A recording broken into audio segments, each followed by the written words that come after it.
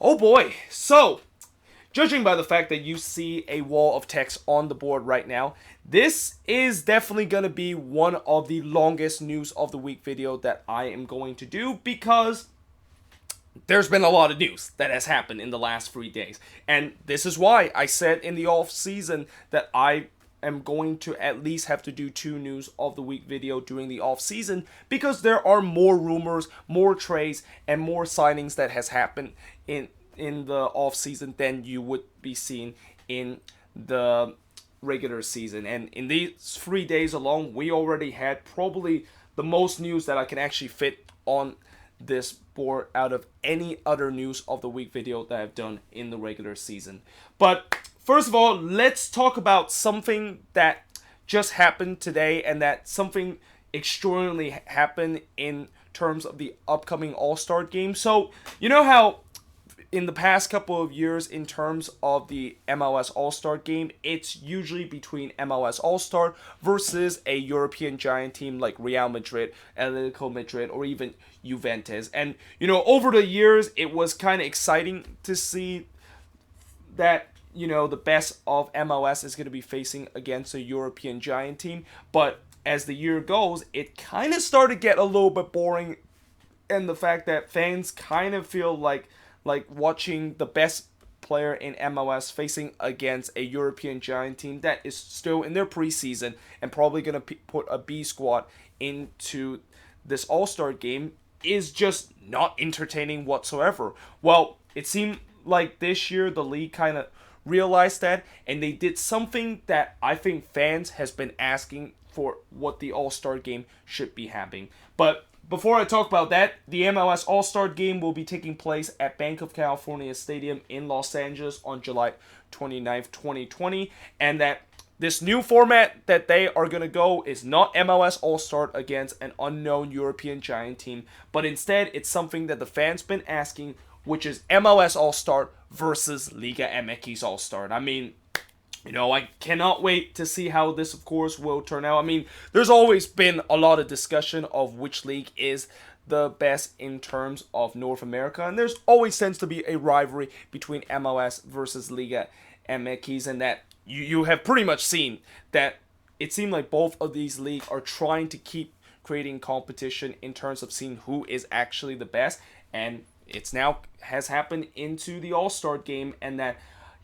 I think when you look at this game, not only the fact that I think this game is going to be a very hot ticket to buy, and that I won't be surprised if this game sell out as fast as MLS Cup sold out this year at CenturyLink Field, but I won't be surprised the fact that, majority of the fans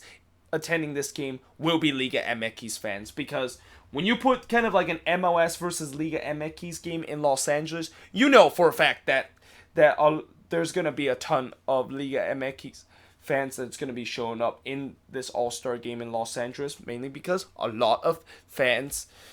soccer fans in LA support a Liga MX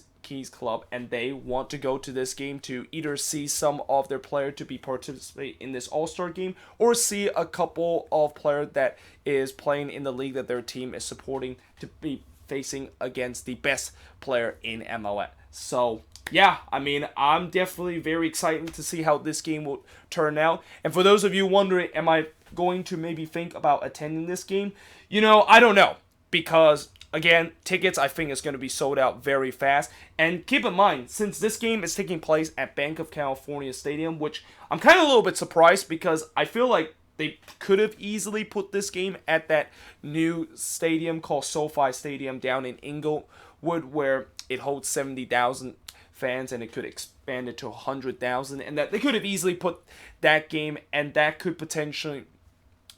sold out very quickly as well, because of such a big event like this. But they decided that we're going to put it where LAFC home is, which is Banc of California Stadium, and because of the fact that Banc of California Stadium is relatively small for this kind of All-Star game, I have a feeling not only tickets is going to sold out very fast, but it's going to be very, very expensive in terms of attending this game. So yeah, we shall see once the tickets price release, and if it's going to be too expensive, I might not think about attending this. Plus, this game is taking place in the middle of the week. I might have work that day, and I have to kind of take off work if I want to attend this game. So we'll see if that, of course, will be the case. Now, the Galaxy have re-signed Sebastian Lletget, and they also extend Christian Pavón loan deal through 2020, and that they also made him a DP player because Zlatan, of course, left the Galaxy. So the Galaxy, of course, have a DP spot open, which they immediately gave it to Christian Pavón to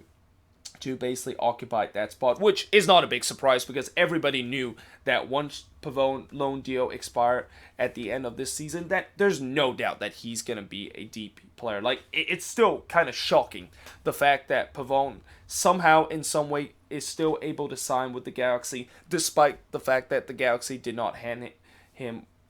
made him as a DP kind of players. But it will be the case for him this year, and that, again, they of course re-signed Sebastian Lletget, which is another player that is a key piece on their attack. And yeah, it's a good couple of business that the Galaxy have just done, and I think they kind of got part of their priority done in terms of the offseason. Dallas, they are looking to acquire Nims winger Romian, and I apologize if I completely butcher this name, but I believe it's Philip Patukes. I think that's how you pronounce it. But either way,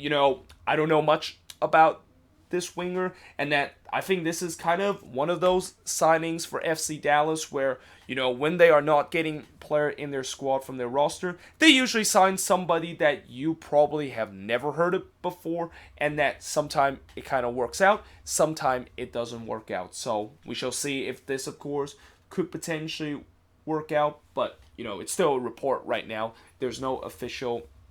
news or official signing that they, of course, acquired this guy. Numerous European clubs are looking to get Gianluca Busio for $3 to $4 million. And, if I'm Sporting KC and I see a couple of European teams are trying to get Gianluca Busio for $3 to $4 million, I would definitely take that money, because I think, that's definitely a relatively good price to get an 18-year-old player. And sure, you can, of course, continue to try to develop him so that you can, of course, get more money down the line if some European club are interested to get him again. But, in case if he does not show that potential in the future, and that now you have numerous club is looking to trying to get him right now, and that you can get that instant profit, I would definitely do it. But we'll see if Sporting KC would try to maybe accept this deal and maybe think about getting Busio to Europe. And the other thing is, it's going to be interesting to see if Gianluca Busio is also thinking about going to Europe too, because, this is definitely a tough decision for him too, in terms of being with a club that he of course has started his career, and now making that huge leap of faith of going to Europe and hope to fulfill the potential. So, not only Sporting KC has a big decision of whether or not if they can cash in the profit that they develop, but also the fact that the player has to make that decision too. Montreal Impact have traded Daniel Lovett to Nashville in exchange for $50,000 general allocation money and $50,000 TAM and an international spot. So this actually happened right after the expansion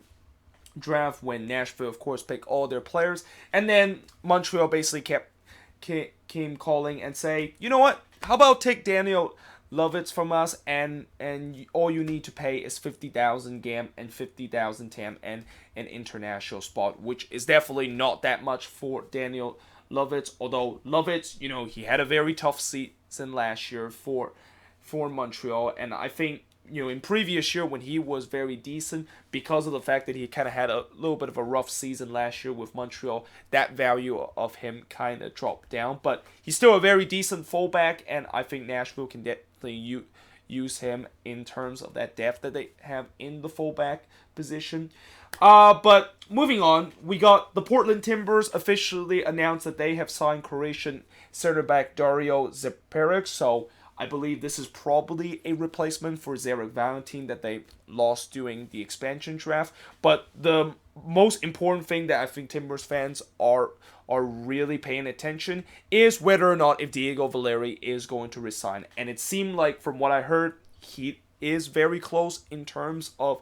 re-signing for the club, and I'm not quite sure whether or not if it's going to be a DP deal or not. I mean, the Timbers, they are trying to re-sign Diego Valeri, but they also don't want to put him into a DP contract because, he's getting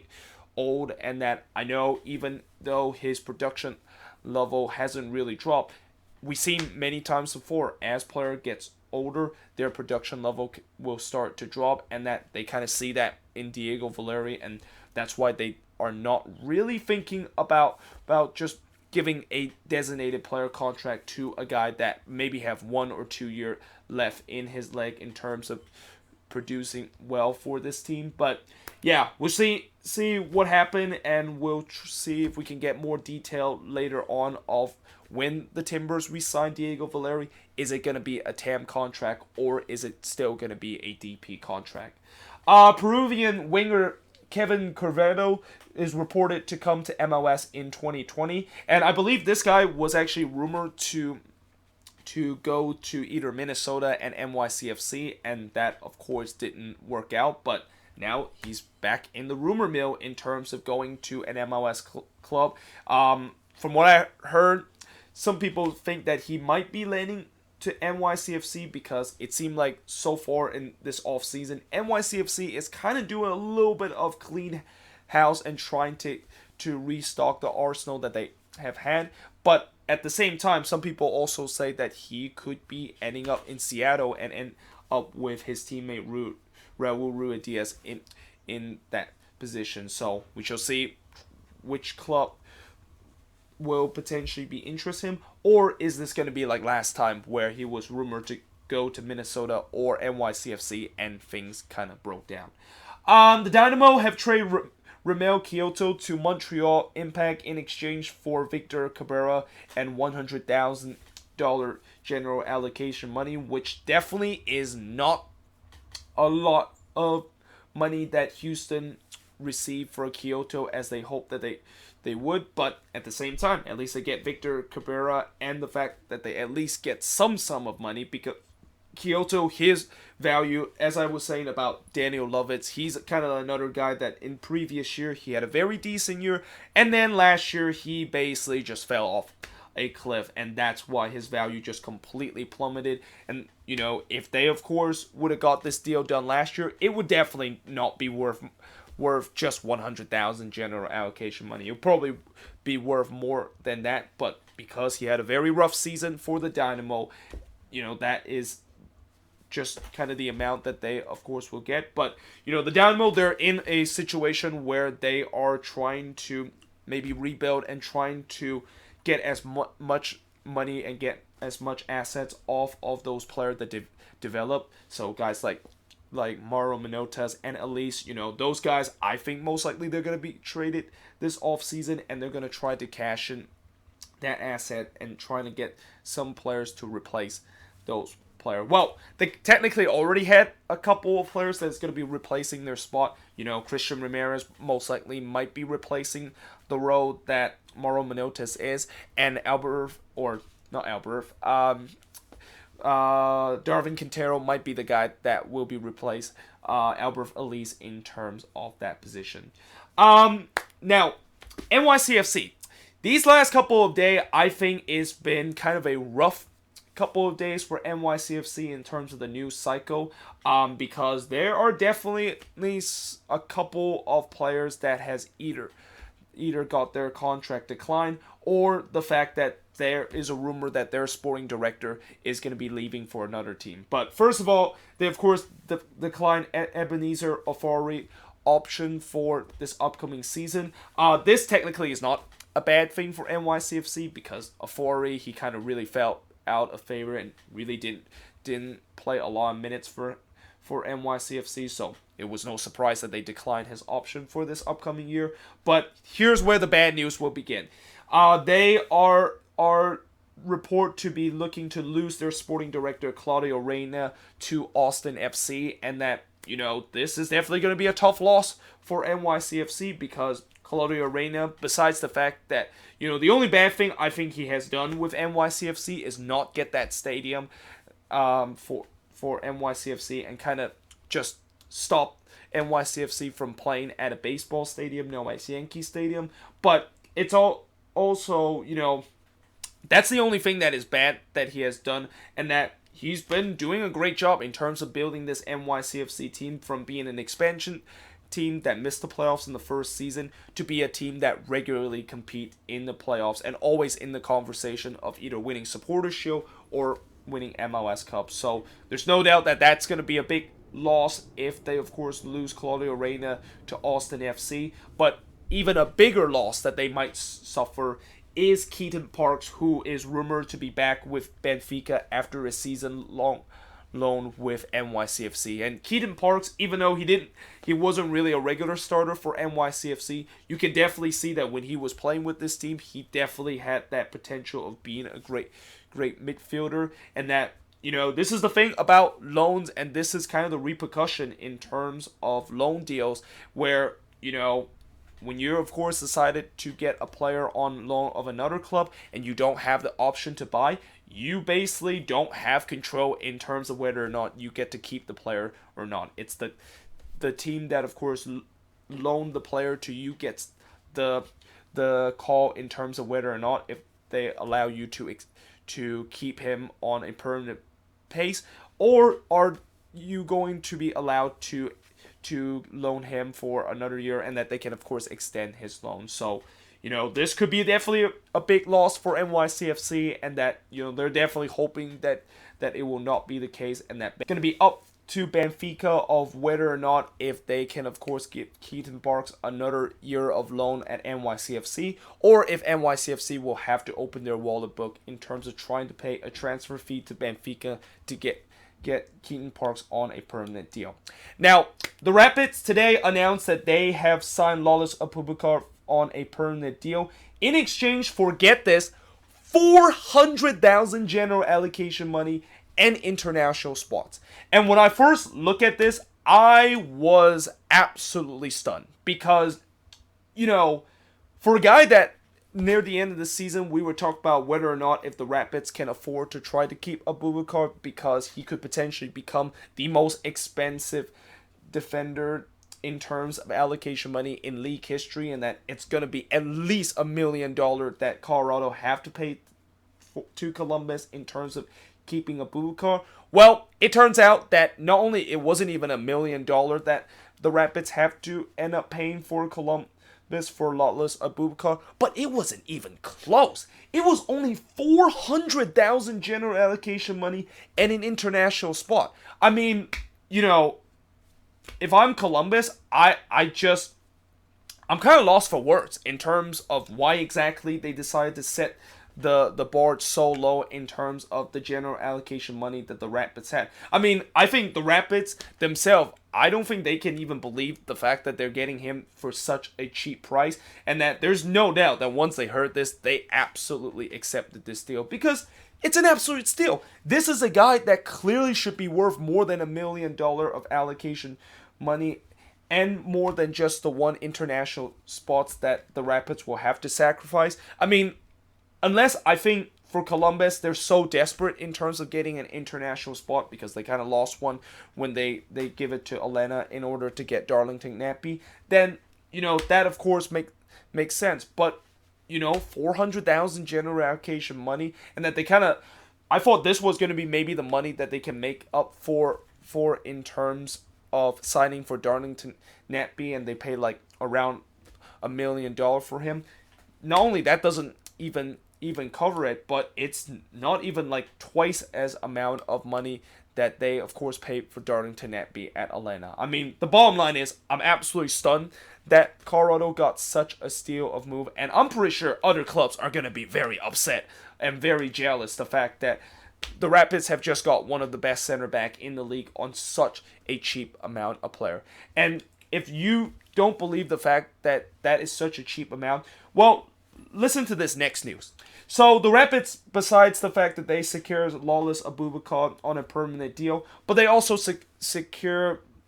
the signing of Austin Trusty from the Philadelphia Union in exchange for $300,000 target allocation money in 2020 and $300,000 allocation money or general allocation money in 2021. And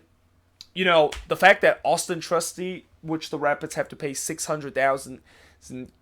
general or $600,000 allocation money, that they have to pay more for him than what the Rapids had to pay for Lawless Abuka, that is absolutely insane. And I'm not saying Austin Trusty is not a very good defender. I mean, he's definitely a very young defender, and that he of course get to reunite with Keegan Rosenberry in terms of that back line. But the fact that Lawless Abuka, when the Rapids purchase him, is cheaper than when they get Austin Trusty, I don't think anybody in the world would have believed that. And that here we are. That is exactly how the deal is. And that, I'll tell you what, the Rapids, not only they have just a ton of depth right now in that center back row. Like what? This is probably like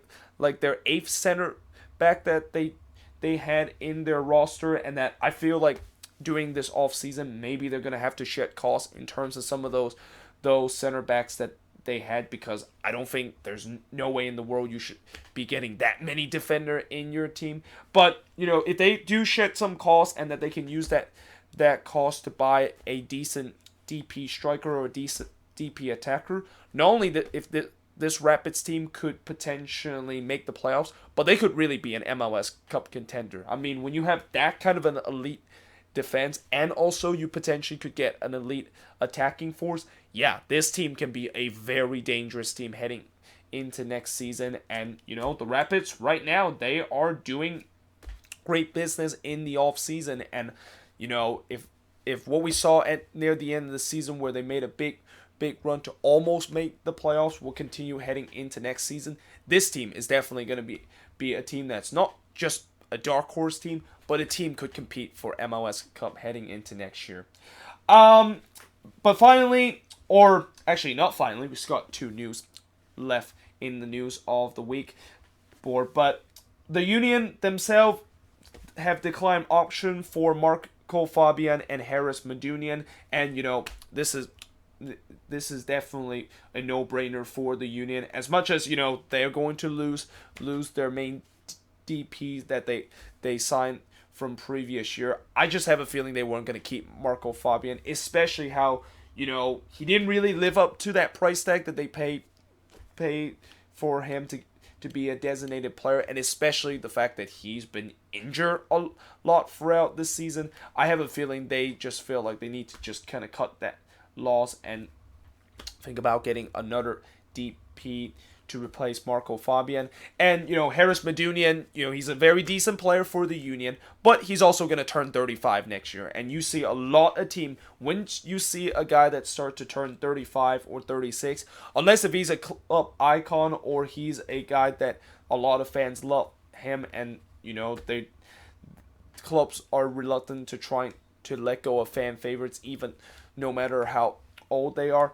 you usually see those players leave their club, and usually those players would have their contract decline in terms of that. So, it's a smart move for the Union in terms of cutting the cost of contract off of both of those players. But finally, in terms of the final news of the week, and yes, we have made it finally into the final news, is that Nashville SC has officially announced that they will be facing Atlanta United in their inaugural MLS game. And there's already been talk the fact that Nashville and Atlanta could be a rivalry. I mean, Darren Eales, the Atlanta United president, has already said that he's very looking forward to playing against Nashville and forming kind of a rivalry. And I think, at the end of it, for Atlanta United, I feel like this could potentially be their main rival, especially the fact that I think we can all agree they're not really a rivalry between Atlanta and Orlando City, and especially Orlando City themselves. I think they're going to be facing a bigger rival than Atlanta with Inter Miami. This means that I think we can officially agree that the Atlanta versus Orlando City is not a rivalry, and probably was never a rivalry, because Atlanta won all the game, and in order to have a rivalry, you have to at least have one one team win a couple of games and the other team win a couple of games. But yeah, we can officially say that that rivalry is dead and that we might now have a new kind of Southern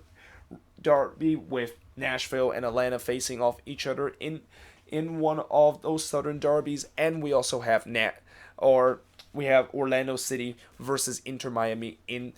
this kind of little Florida derby that we have in MLS. But either way, we have now got to the end. I know, I can't believe the fact that we actually got through all this, and I'm not quite sure how long did I actually